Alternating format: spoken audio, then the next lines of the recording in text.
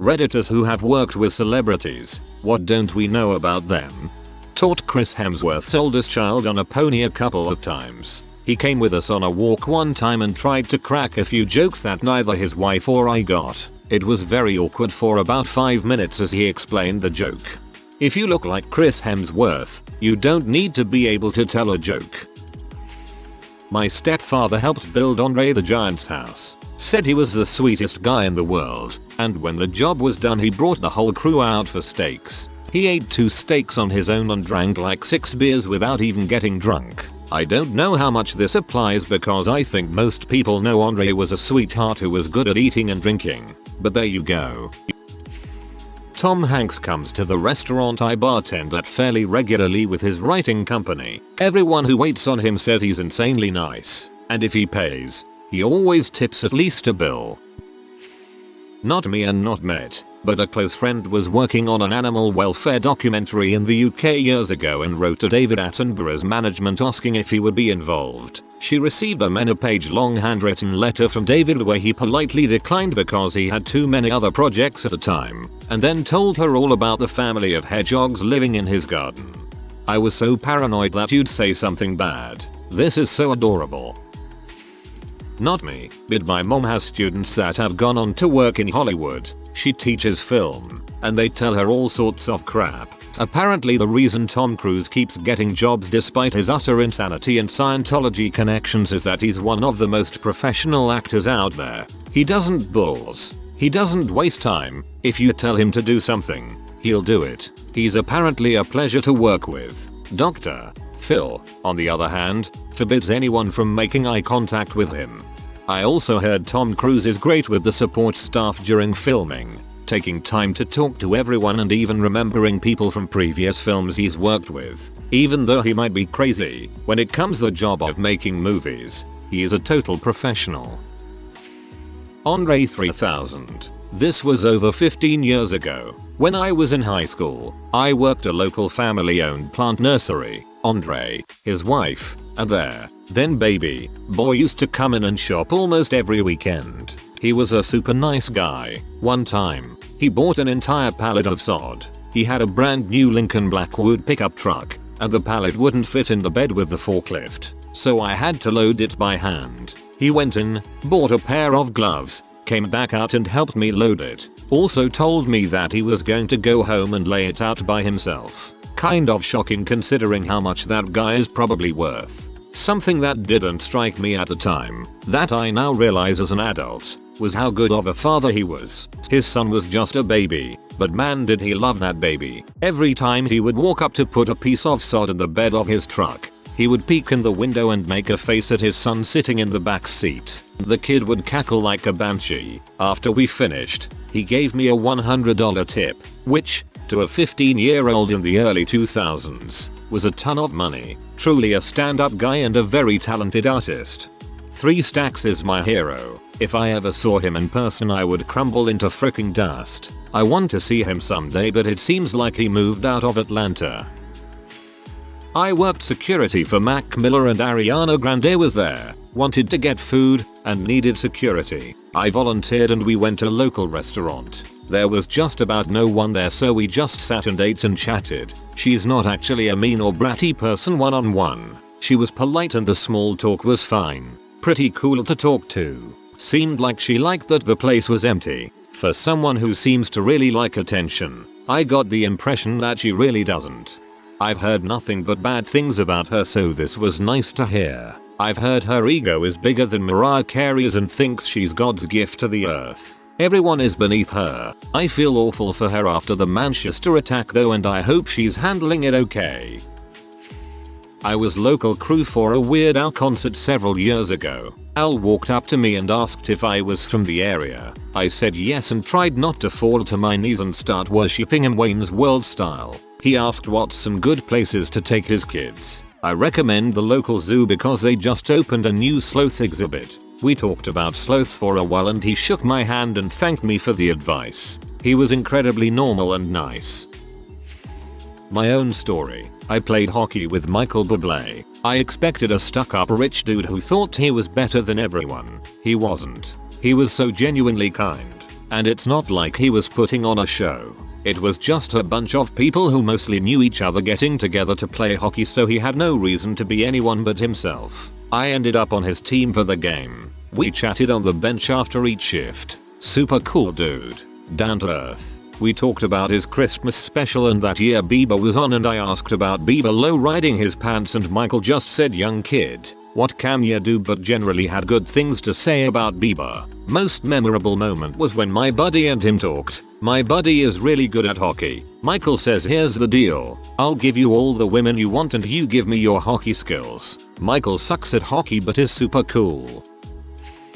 I worked at a pretty popular restaurant in Napa Valley through high school and college. Since celebrities are a normal occurrence, staff were never allowed to acknowledge them as celebrities, ask for autographs, etc. Well, Adam Sandler came in, and our 15-year-old host boy was just beaming with excitement. He couldn't make it obvious or ask for an autograph or anything, or else he'd be fired. Adam, being the awesome guy he is, goes up to the boy as he was leaving our restaurant for the night. He looked at him, pointed in his face, and while handing him a $100 bill, yelled, "You remember me for the rest of your life, kid," with that huge Adam Sandler smile. It was epic. An old co-worker of mine had a sales appointment with Cyndi Lauper to demo a product for Cindy's mom. My co-worker is a huge fan. She said that Cyndi was super nice, down to earth and willing to get involved. Only thing was that she used a different name for the appointment, and I guess she looks a little different in person. Maybe different hair? I dunno. So my co-worker didn't realize she was with Cyndi Lauper until on her way home after the 3-hour visit. I hear a lot of celebrities make appointments and check into hotels with different names to avoid potentially getting noticed. They just want to get things done like normal people after all.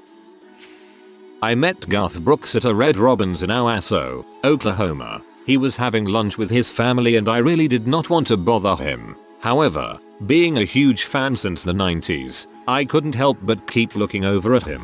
Towards the end of my meal with my family, I was home from college. The waitress said Mr. Brooks had picked up our bill. So, naturally, we went over to thank him. For the world's highest selling artist, he is the nicest man on the planet. He signed my hat for me and even invited us back to his place for a tour of his studio when he learned that I was a fan. It was a great experience and I will cherish that memory my entire life. John Legend was extremely humble and nice. A lot of actors and musicians are really shy people when they are not performing. You a wavy dude. I met Anthony Daniels, the man who played C3PO, when I was in high school. I went to a con with a friend and we, by pure chance, managed to talk to him and get photos with him for free. I was nervous meeting him because I'd heard he was a bit of a jerk, but he was nice to us and took a moment to talk to us before he left. He has a dry sense of humor and that can be an acquired taste for many people, so that might be the reason for his reputation. I'm just glad I was lucky enough to have a good experience with him. I met him when I was a docent and we had a Star Wars exhibit. He was super nice. He helped me with my costume so it would be more accurate and took pictures with me.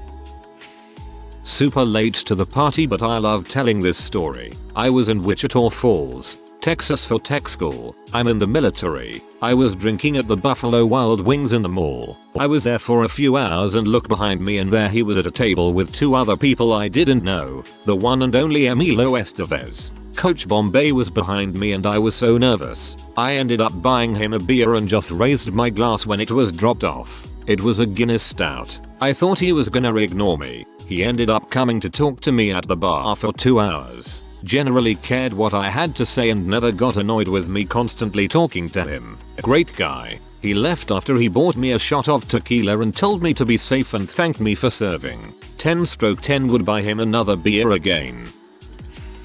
Giancarlo Esposito, Gus Fring from Breaking Bad Better Call Saul, used to live in a town a little ways away from my hometown growing up.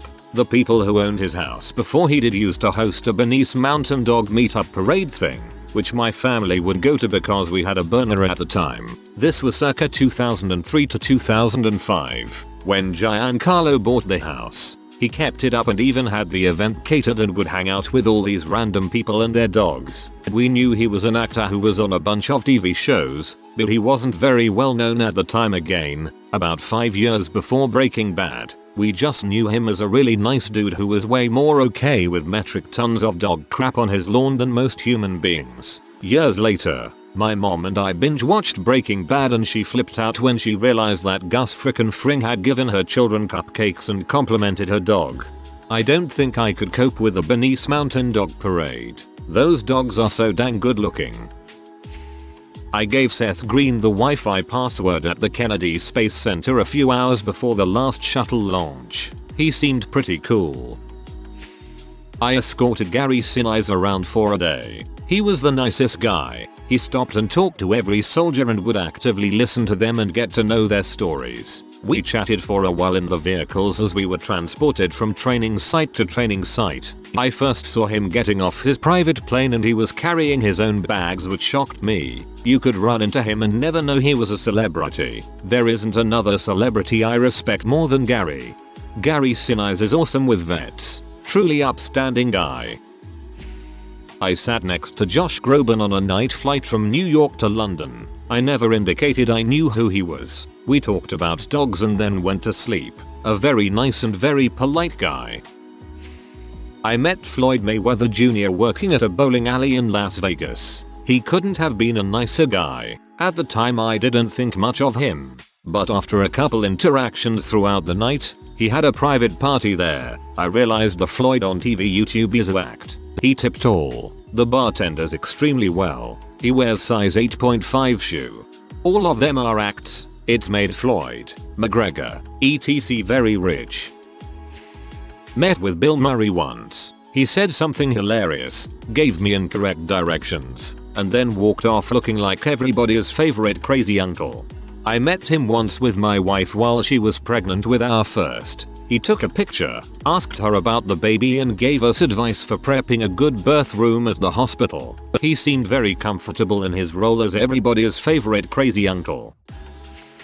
I work with rock musicians. Most of them are not as groupie crazy and drunk as people assume they are. Seriously, try getting frisky on a bus with 15 other people stacked and like sardines while the whole place smells like sweaty gym socks and weeks old pee from the unbowed toilet. That being said, Richard Patrick from Filter uses a teleprompter so he can remember the songs. It kind of became a running joke for a while.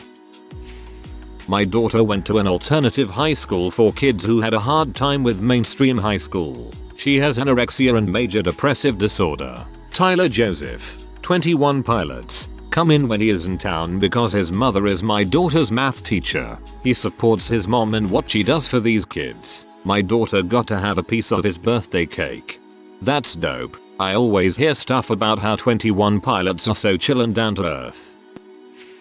Worked with Misha Collins when I was working for a campaign in Iowa. It was a get out the vote event, and he was just as nice as people say he is. Very clearly aware of who his fan base is and who was going to be there, and very conscious of making sure that they had a good time. Very genuine and kind with everyone. I'm watching him on Netflix right now. The whole cast of Supernatural seems so awesome. I met Serj Tankian, lead singer of System of a Down, before a concert while he was touring for his solo projects. He is the kindest guy I've ever met. I had a great chat with him. He let me take pictures and signed stuff. I told him that my GF likes him a lot but couldn't be here today, so he wrote her a small letter. That was pretty awesome. Paul McCartney is an incredibly nice guy, great tipper, jokes around as if he wasn't in the most famous band of all time. Total class act, every time I've seen him. Not me, but my friend worked a convention with Garrett Wang, Harry Kim from Star Trek Voyager. I'd asked my friend to get a signed photo for me, and whenever I get a signed photo of a celeb, I always ask them to picture the world's most annoying fan, and write what they'd really like to write to them. As abusive as possible. Most won't do it, but Garrett was all over it. I have a signed picture that reads to Paulius, "Frick you. Love Garrett." I would absolutely lose my crap. He is my favorite guy on Voyager, just barely behind Bob Picardo. What can I say? I love a man who can do opera. Served John Barrowman multiple times whilst working in a department store in Cardiff while he was filming Torchwood. Classic, not quite the right request to the story, I know, but he was the most polite and talkative customer. A very welcome change to the regulars who have too much money and not enough manners. I went to a con and met Linda Hamilton in an elevator. I had ordered a pizza and went down to the lobby to pick it up. She rode up with me and the pizza. I didn't recognize her and she looked at 6'4" me and the pizza and said, "I'm gonna beat you up and steal your pizza." We both laughed and she got off and wished me a good con. I then recognized her and saw her the next day and offered her the leftovers. She remembered and we both had a good laugh. I'm gonna beat you up and steal your pizza. Part of me believes she could have. I know some guys who worked on Kirstie Alley's house in Maine a couple years back. I've been told that she screamed at the workers for making too much noise while they put up drywall. Shut up, I'm trying to do yoga. LOL trying.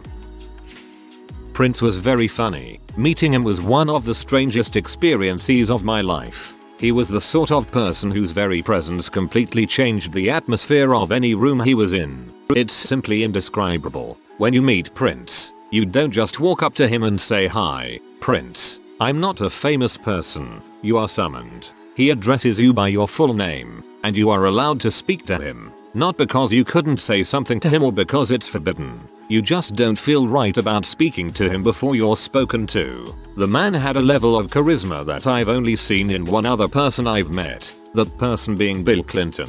When I met him he was wearing clothes made of a fabric I'd never seen before and I felt compelled to, but I didn't dare touch because, you know, it's Prince. And touching Prince is a faux pas in the highest degree. He was wearing sunglasses, which is good because I think that if I had made eye contact with him I would have gone completely blind. One thing that's surprising was that he is not tall. He was shorter than me even though he was wearing very tall heels. Everything you've ever heard about Prince is true. There was something different about that man. Some people have an aura. They have an energy that radiates around them which engulfs everything in the room. Unless you've been around somebody like Prince, you don't understand what I'm talking about. You just don't. Didn't work with him but I attended the Trailer Park Boys Swear Not movie premiere and sat 2 seats from Vern Troyer. When he came into the theater he had a few caretakers with him and we were told by the person who sat with him that we couldn't take pictures. I got the impression it was because of his physical state and that they didn't want any unflattering pics. He did have a pretty sweet electric rascal type chair though. I wouldn't have taken any pics anyway. Same night. Sebastian Bach. Total dong. Put my hand out to shake his and he just looked at me and made it to an exit with his Asian mistress. Tom Green. Thought I would have hated him but dude actually singled me out and started a down-to-earth conversation with me. For 30 minutes. Dude genuinely asks me if I'm having a good time and I felt like I was chilling with an old friend. Not a fan of his work but dang it if he wasn't a great human being. Later, Randy from TPB and the director for season 9 jump into the mix and by the end of the night, they dubbed my friend and I honorary Canadians. Julian from TPB has some type of social anxiety from what I saw. He was very guarded and interacting with the fans seemed to be downright painful for him. Not in the "I don't want to talk to you" way but the "I'm not used to this type of attention" way. Not me but my Homeland Security professor last year in college was a US Marshal and frequently volunteered to work security for concert events. We had a concert on campus for Waka Flocka Flame and most of campus went to his concert as it was only $10 for students and completely hosted by the school. Before the concert my professor shared with us his concerns because he didn't really like what the rapper stood for. This of course made me sad because I actually do enjoy trap rap and listen to that artist quite frequently. After the concert in class he began boasting about how amazing and kind of a person Waka Flocka Flame is and how he assisted the marshals assigned to his security the entire show and even helped unload all of the equipment. Which according to my professor was quite rare for an artist to do. Another artist my professor has done concerts for is Carrie Underwood, whom he has less than boastful stories about. Here's the difference. Waka Flocka came up through hard work, marketing himself the right way, and making an honest connection with his fans. Carrie Underwood was on a show about a singing contest and was given a team of producers, songwriters, and other handlers to turn her into a product to be consumed. Wacker is the artist he presents himself to be. Underwood is the human equivalent of a new car. I didn't work with celebrities, but Heather Locklear lived in my neighborhood in the early 90s. She herself wasn't bad. It was her and her group of friends. They were the cattiest group of frenemies I have ever seen. The worst possible thing you could do was leave the room, lest they all start talking about how fat you looked in those pants or how badly you need Accutane. The worst was my father. My father was not celebrity shy. We lived in an area where you could see a famous person shopping at the supermarket. He went to Heather Locklear in the middle of Gelson's one time. "Do I know you? You look so familiar." She laughs. "I mean, maybe we dated or something." She keeps laughing. "You sure? What's your name?" "Hannah." "Helen, it'll come to me." My father has no shame. Sounds like your dad is also the master of dad jokes. On a throwaway because it's privileged info, George W. Bush spent a lot of time with that guy while he was the president, and he was the nicest dude I ever met. Funny as heck too. For instance, he is a super avid bicyclist, both road and mountain, and he could ride the pants off guys half his age without a problem. Well, one of his daughters, I forget which one by now, had her so along with her on a trip. Somewhere along the way cycling came up and the crap talking started. Ole George threw this kid down a cliff about how he can't ride worth a crap and he was going to ride circles around him. All in good fun but hilariously genuine. So the next day they go out riding and Bush pushes him hard. Guy manages to keep up until he totally wipes out on a downward section of trail and busts up his bike. Bush leapt off his bike and pulled the guy to his feet while asking him if he was okay and all that. Full of concern. Then, he motions his bike to one of the agents, picks up the guy's bike and carries it all the way up the hill to the road.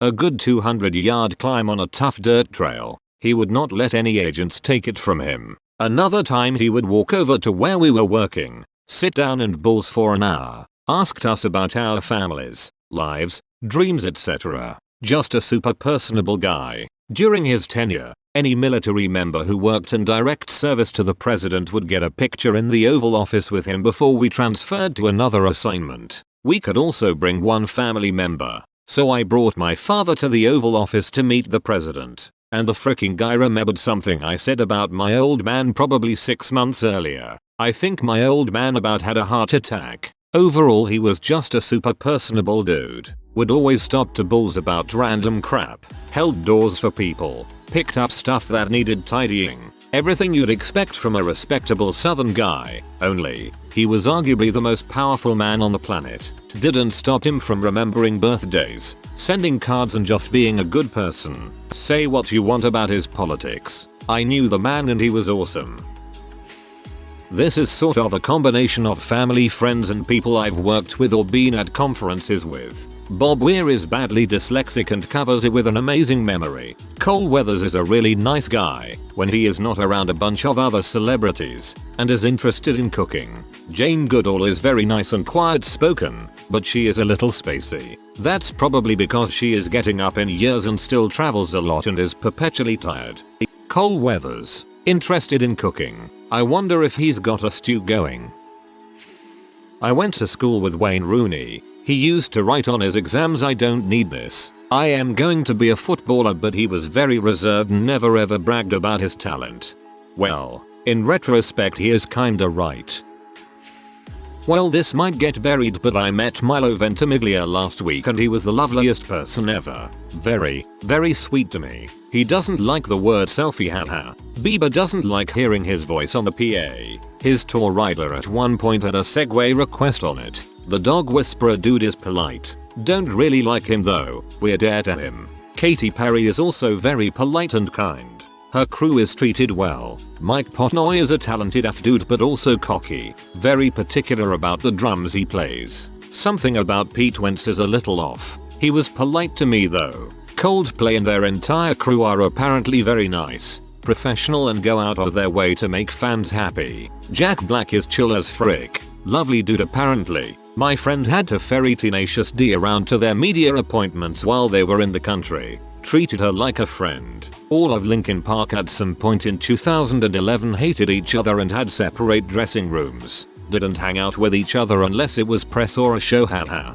Rihanna broke a nail and refused to go on stage unless the gig promoters found a manicurist to fix it. My godfather hung out with Depeche Mode in 1993 and says that Dave Gahan was really drugged up and depressed. Have a ton of F1 stories too. I'm brain dead at the moment, but I'll try and think of more later. I've ghostwritten op-eds for a number of very famous actor activists. They might care a whole lot about the issues that they are spotlighting, but they usually know very little about the policies and specifics of those issues. One smashing movie star sent me notes back on a draft saying simply, "Can you make me sound smarter? Please give us names." I bowled with Lil Wayne over. He couldn't get his name in and I had no idea who he was. My friend said Lil Wayne, so I put in Little Wayne. He was nice. Short. I'm so happy you spelled out little. He must have been dying of laughter inside. One time when I was younger, around 7ish, I was in Hawaii with my family. It was raining, and it was me, my younger sister and dad, and we were wanting to hail a cab. A few feet in front of us, Mike Tyson was standing in front of a hailed cab with a security guard holding up his umbrella for him with two women, one on each arm. As Mike was talking to his security guy, my dad saw the window of opportunity to jack his cab. So, I don't know if Mike Tyson is in butthole or not, but my dad certainly was that day.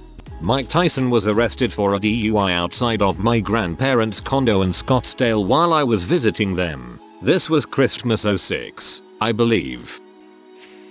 If you are new to the channel, you can subscribe. I publish new videos every day. Until then, check another video.